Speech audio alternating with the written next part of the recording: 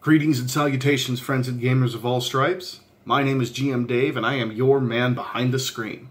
I would like to welcome you today to a brand new series that I will be filming alongside So You Want to Be a GM, the System Showcase. What is the System Showcase, you ask? The answer is really quite simple. You see, within the world of tabletop role-playing games, there are currently two titans that stand uncontested above all others. These titans are so massive and so all-consuming that every single one of us has probably heard of them, and every single one of us has probably played them at least once. Those games, to no one's surprise, are Dungeons and Dragons and Pathfinder. But the problem with two titanic games like these, especially when they are so similar in their settings and their community, well, they tend to overshadow a lot of other really fantastic games. And there are dozens of great tabletop role-playing games out there. My goal with System Showcase is to show you some of the ones that have crossed my path that I found to be particularly worth your time. Now, before I continue, I would like to ask that you forgive me for all of the clutter present behind me. Unfortunately, I normally would not like to record in a situation like this, but I'm sort of left without a choice at the moment. You see, the issue that happened earlier this week with the water heater flooding my wife's office has, well, unfortunately forced us to move all of the stuff from her office into mine, meaning that until such time as we can get the floor fixed and the water heater replaced and everything from her office back where it was, well, I'm gonna have this messy background to deal with. So I hope you'll forgive me for that. But with that said, let's move on to the first entry on our list, the entry that comprises my personal favorite tabletop game. I picked it up upside down. Savage Worlds. Fuck it, let's go. Well, all right, let's begin. So as you can see, I've got the soft cover book for the deluxe edition core rulebook for Savage Worlds right now. You can tell, it's not particularly thick, about finger length. So it's not very heavy, not a very dense book, which is one of the things that's really nice about Savage Worlds. Since it's a universal system, it's pretty rules light. You don't have to worry a whole lot about memorizing a lot of stuff, and generally speaking, it's not too difficult to find what you need to find for your rulings right in here. The index, while it's not as extensive as I would like it to be, I do wish that they went a little bit heavier with it. Let's see if we can find it here. Yeah, you can see it's only a 2-page index. Well, 4-page, I guess. I do wish they had gotten into a little bit more detail with it, but it certainly does its job well enough. But one of the nicest things about Savage Worlds, I want to show you that right there, it's very inexpensive. This book only cost me, you can see, just $10 to get the core rulebook, and the core rulebook does have everything that you need to start playing. And like you can see on the cover, just from the art itself, you can already get a feeling for the sense of exactly what this game can offer you. It's a universal system. You've got your axe-wielding barbarian on one side and your spacefaring, your space lady on the other with her laser gun. Backgrounds kind of showcasing all sorts of different things. You got your cyberpunk, you got your classic Indiana Jones style or Uncharted sort of adventure. So yeah, Shane Lacey Hensley, the author and the creator of Savage World, published by Pinnacle Entertainment Group and Studio 2 Publishing. And like I said, only $9.99 to get the book, so well worth the money. Very inexpensive. Thumb through here, take a look at the art real quick, and as we do, we'll kind of discuss a few points. So, yeah, like you can see, the beginning of the book, this is something really cool. Savage Worlds is really nice in that Pinnacle Entertainment and Sean Lacey Hensley, they support their system quite a bit. And the first few pages of the core rulebook show you that. So you got right here, you got Space 1889. That's one of their settings. It's a colonial America style setting set on Mars. Yeah, dig that. It's fucking crazy. And then this one of my personal favorites, Deadlands, a horror-themed Wild West. Savage World of Solomon Kane, based off of, I believe, based off of a series of novels. I don't know too much about this one myself, because I never played that one. The Weird Wars, Weird War II. Yeah, supernatural Second World War, complete with Nazi werewolves. And yeah, kind of thumbing through here. One thing that's really nice is in the first chapter here, you know, they give you archetypes for the different characters, and this is something I always found to be kind of neat. Something that Savage Worlds gives you a little bit of an option for is you actually can play child characters, and you know they have some decent means of helping you do that. But they give you suggestions on character archetypes. Again, you know, the really cool kind of comic book style art I really like. Got your adventurous explorer woman from, you know, looks like maybe about like the 40s or 50s, and then same opposite page, got your classic medieval knight with his kite shield and longsword. You know, got lists on different races, and they've got a wide variety in here. Now, the thing with Savage Worlds is because it's a universal system, a lot of this stuff, I mean, it all can be used together, but a lot of it isn't necessarily meant to be. And you could sort of see that really clearly here in the races, where you got, right here, you have a stat block for androids, and then right over here, you got your dwarves, your elves, your half-elves, half-orcs, humans. Well, I mean, humans you're going to find everywhere. But, yeah, wide variety of things. You know, creatures and characters that don't necessarily fit settings. This is I've always found to be a particularly cool picture. You know, very stylish. The art in these books are fantastic. Really great for giving you different ideas and kind of getting you immersed in whatever idea it is that you want to explore, which Savage Worlds is absolutely fantastic for. Because the system is so flexible and it's not setting specific, as a GM, if you read through this book and, you know, give yourself a clear understanding of the rules, you can allow yourself to make just about any kind of game you want. You could set a game in the Fallout universe if you wanted with this system. You could have something along the lines of Blade Runner, or you could just stick with your classic fantasy. Here's a picture. I've always found this picture to be entertaining. Particularly entertaining. I love this guy's just this crazy expression. That's another thing, just with the art in these books, in the Savage Worlds books, the art is just absolutely fantastic. All very stylish, all great for getting you sort of thinking about and in the mood for playing whatever sort of game it is you want to have. And some art is, of course, better than others, because here, you know, on this page we got this crazy guy in his overcoat and his tattered red shirt with that wide toothy yell and the insane scraggly beard zapping a zombie in the face with a lightning gun. And then you get, well, you know, Space Marine with a Gatling gun. It's definitely cool, but it's a little bit more boring, in my opinion, than that really crazy other picture. You know, but nevertheless, you got, you got a lot of the stuff that you would expect to see in these books. You've got your equipment sections, you've got your powers, your abilities, and Savage Worlds has a system that I find to be really cool.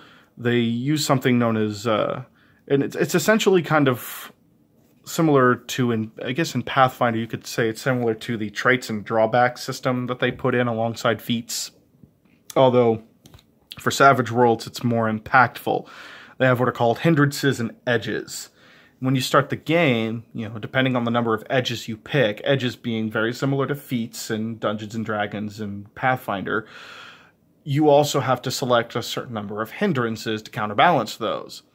So it's interesting in that they allow you to select, or well, they require you rather to, you know, select some things that will give your characters notable weaknesses. But the thing I really like about the hindrance system is they try to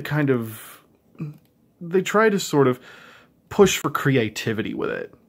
Because there are quite a few hindrances in there that are not actually going to negatively impact you mechanically. There are quite a few hindrances, let me see if I can find them, here we go, that will function more as roleplay hindrances. For example, let's see here. Well, here's an example of one that is actually a mechanical hindrance. Your character is lame, and that's a major hindrance. Your hindrances are cast into two categories, major and minor. And if I remember correctly, I believe your edges are your edges are not, but hindrances are. And a major feat is the equivalent of two minor feats. So let's take a look at lame here. A past wound has nearly crippled your hero. His basic pace, which is his movement speed, is reduced by 2, and he can only roll a d4 for running rolls instead of normally you would roll a d6, and that would determine how many extra spaces you can run. A character's pace may never be reduced below 1, but yeah, if you have a character who's lame, who suffered a major injury and can't walk well, yeah, you could potentially be moving as slow as 1 square a turn.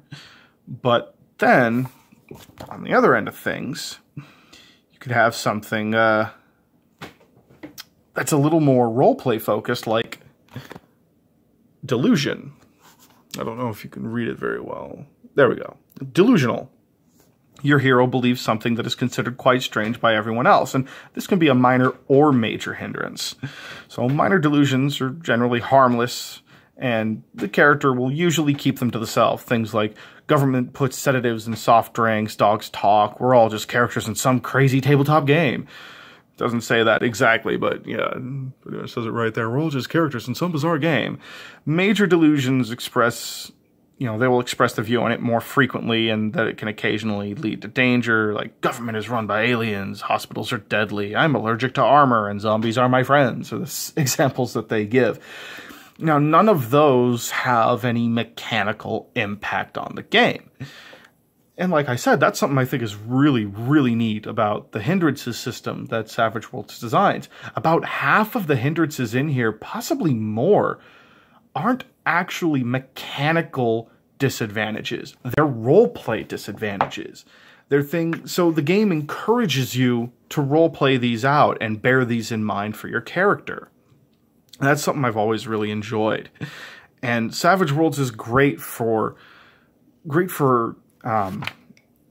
pushing creativity, both with the hindrances and with something else that I find to be very enjoyable that works with their power system, known as, let me see, I can't quite remember the page here. Powers. Yeah, all right. So 119 or 129. All right, here we are. This is exactly what I was looking for. Trappings and effects. This is something that they included in this most recent edition, the deluxe edition of the game. Trappings and effects is quite possibly one of the coolest things that I've ever seen suggested in a role-playing game, and this is really what got me loving Savage Worlds. Now, I played Savage Worlds before the deluxe edition came out, and I certainly really enjoyed it then. I found it to be very fun, and it is a very fun, great-paced game. But the trapping system wasn't really in place when I originally played it. They hadn't come up with it quite yet. So now, in this most recent edition, the deluxe edition, this system basically takes these different abilities, all of which, these are basic abilities. You have basic things like the bolt ability right here. This is a prime example. Essentially, what you're doing is you're firing some kind of projectile, some sort of missile, be it like an energy missile, like maybe a railgun slug, something like that. Some kind of missile, some kind of single-shot, powerful effect. You're shooting one at an enemy. On its own, pretty boring. But with the trapping system, you can change this from just, oh, I shoot a bolt of magic at my foe. You can change it from that. You could have it be something like your magic missile from Dungeons and Dragons, where it's just a basic bolt of magic that you shoot at a foe. But in the hands of the steampunk mad scientist, well, that bolt might actually be a shot from an acid gun. Or in the hands of a Dragon Ball Z type character, maybe it's a ki blast. Or maybe it's a bolt of lightning that a shaman calls down from the sky to rain down upon his foes.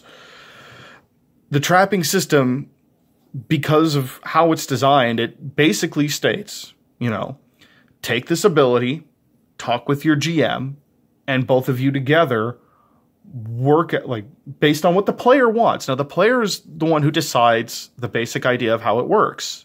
And that's something I love. It puts creativity in the hands of your players. So the player comes to the GM and basically says, oh, hey, yeah, I've got the bolt spell. And I was thinking, I want to have it be like a lightning bolt that I call from the sky.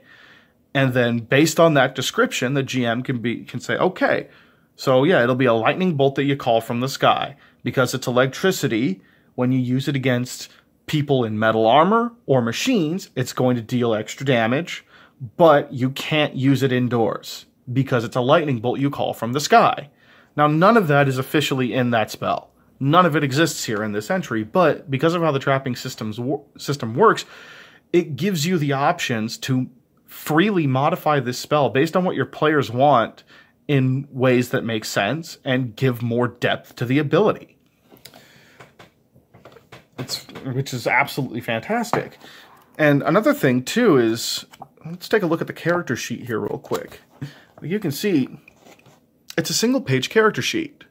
Now, I know this isn't going to mean a whole lot to anybody who hasn't played Savage Worlds before, and that's okay. Don't worry about that, because we will, at a later date, go through and make a character. And we're actually going to do so in one of the settings. But yeah, it's a very simple character sheet, and that's something that's fantastic about Savage Worlds. Like I said, everything that you need to play is in this thin, finger-width book. So the real beauty of Savage Worlds is that it is simple enough that you literally can just pick it up and play it. But there's enough in there for clever players and GMs to add a lot of complexity to the very simple foundation that they've made for you. And, well, unfortunately, though, at the same time, as wonderful as that is, that also can work against it. Because, well, let's take a look here at the creatures. Look what we have. You know, we've got Orc Chieftain, Great White Shark, Skeleton, Constrictor Snake, Giant Spider, Troll. All these fantasy creatures on this page, basically, for the most part. Basic swarm of some kind, vampires, werewolves, zombies. And not all of these have to be fantasy creatures, of course, but on this page, you've also got, you know, giant mecha right there. You've got lions and warhorses, liches, minotaurs, giant worms, air elementals, things like that. There's quite a few fantasy creatures in here, or things that we typically tend to associate with fantasy. They obviously don't have to be. It's all based on how creative you can get. But one unfortunate side effect is you can see, you know, like I said, this is a thin book. It has everything you need to start playing, but the bestiary they provide, 2, 4, 6, 8, 10 pages. That's it. With maybe at most between 2 pages, you're looking at, you know, what do we got, 9 monsters here? Most of them pretty simple animals. So the core rulebook doesn't have a whole lot on its own to really help you build your games.